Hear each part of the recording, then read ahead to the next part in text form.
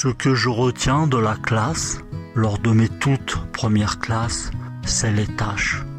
Oui, les tâches. Oui, je sais, point la classe.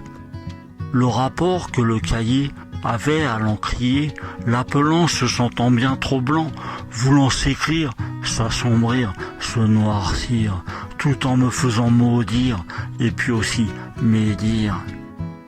Et comment s'évertuant sur les tâches, sur mes trousses sans rescousse, le buvard tamponnant, noircissant, mes caliers d'écoliers raturés et tachés.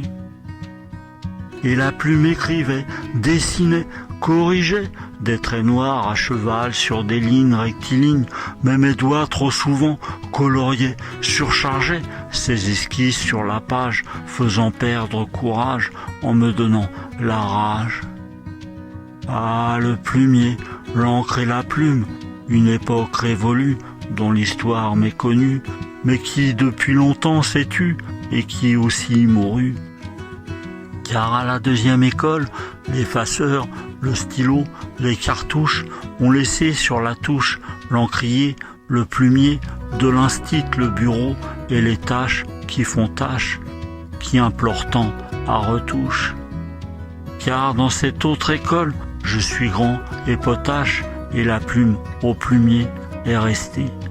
C'est relâche. Et c'est là, enfermée, confinée dans son boîtier, qu'elle a terminé sa terrible épopée. Mais peut-être qu'un beau jour, ou alors une nuit, au clair de la lune, l'envie me reviendra de reprendre la plume pour compter nombre de mes bonnes fortunes. Ou bien alors, pour décrire aussi diverses infortunes et ceux qui m'importunent, ou bien encore en avant à la une, le soir à la brune, les si bons moments auprès de ma brune.